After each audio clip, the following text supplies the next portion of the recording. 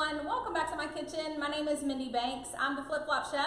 Today I'm going to show you how to make queso mac and cheese. So if you're new to my channel, please hit the subscribe button while you're here so that you'll be notified anytime I post new videos, and also go to theflipflopchef.com. Click the button at the top to join my recipe community. I have thousands of recipes there and a weekly giveaway. So let's go ahead and get started. I've already cooked our pasta. We're going to use macaroni noodles for this recipe, and I made that in Pampered Chef's Enameled cast iron Dutch oven, which I love this pot. It's amazing. And the really cool thing is that the lid has these little nodules, and it actually creates a self-basting pot. So if you're making a recipe that needs to be basted throughout the cooking process, this takes care of it for you so you don't have to stop and baste your food. So I don't need the lid, so I'm gonna set it aside. So what we're gonna do is we just need to drain off all of the pasta water and drain off our noodles so that we can mix in some cheese. So I'm gonna use the medium-sized colander to drain this off. So I'm just gonna put this in my sink and I will pour this out and come right back. Let's see if I can do this here. There we go. All right. I have a few noodles stuck to the bottom. I'll see if I can get those out. Just kind of shake this over the sink to get all of that water out, and then transfer these noodles into my bowl. Let me grab my scoop and spread. And, or not scoop and spread, my scoop and drain, and I'll get these other noodles out. All right, the next step is we're going to add in some melted queso cheese. So this is Gordo's cheese dip. My suggestion is if you have a really good Mexican restaurant near you that has a white cheese dip, go buy some from them. It'll taste even better.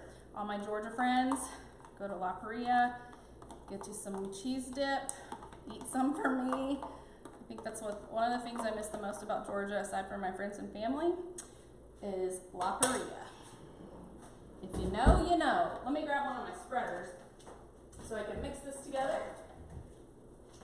And we're gonna pour this, oh my gosh, you guys, look at this. We're gonna pour this into our cast iron skillet. So we're gonna use a different pan. You could just put it back in the Dutch oven if you want, but we're gonna use a different skillet for this one. And this is a covered skillet. Make some room here so that you guys can see what I'm doing. By the way, if you do not have this pasta, I call it a pasta fork. It comes with this, it's a set that has a spoon and a turner. Wait, is that right? A spoon and a turner. Yes, a spoon, a turner, and then this pasta fork. They have this beautiful wooden handle and then the silicone end.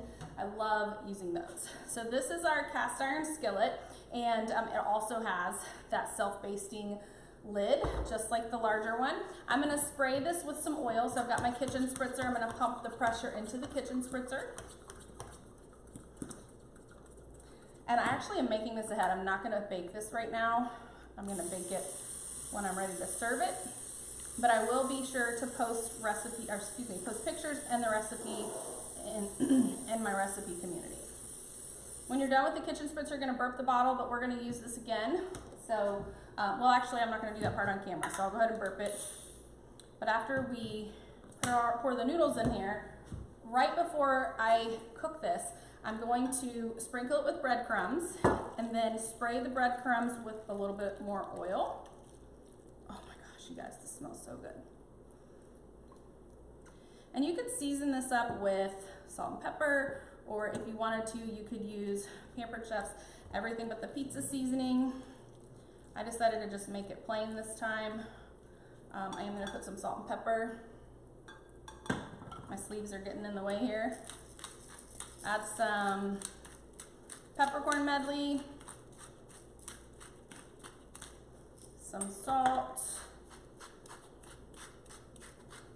and then right before I put this in the oven, since I'm making this ahead, I'm not going to do this now because these will get soggy. I'm going to pour panko breadcrumbs over the top, and then I'll spritz the breadcrumbs with oil so that they will brown a little bit.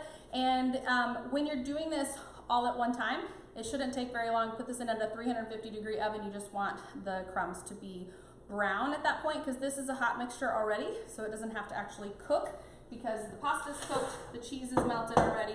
We just want to finish it off. The other thing that we're going to do is I'm going to snip some green onions to garnish this. So I'll set this aside, and I've got a couple of green onions ready to go here, and I'm going to put these in a prep bowl just so that I have them ready for later on. I always like to cut the ends off. I don't know if you guys are like that. I like to just kind of start with a fresh, clean slate here. I'm going to use our kitchen shears. I love these. I'll show you how cool they are. I'm going to cut this, and you can choose if you want to do the whites and the green, or just the green. It's personal preference. I tend to do mostly green. All right. So after, just to recap, we're gonna put the noodles in the oven with the breadcrumbs on the top, spritz the breadcrumbs with oil so that it browns nicely, and then after you cook it, or after you brown the top, just sprinkle on those green onions. And I gotta show you these kitchen shears. So they're very cool. They come apart for easy cleaning and sharpening. These are dishwasher safe. Excuse me, these are not dishwasher safe, but they do have a lifetime guarantee. We do have another pair of shears that is dishwasher safe, but my preference is definitely these, and they're so easy to clean, so it doesn't matter that they can't go in the dishwasher. At least it doesn't matter to me. So hope you guys enjoyed this video. Be sure to go to theflipflopchef.com. I will post pictures of the finished product and the recipe there. Click subscribe before you leave, and I look forward to seeing you next time. Take care.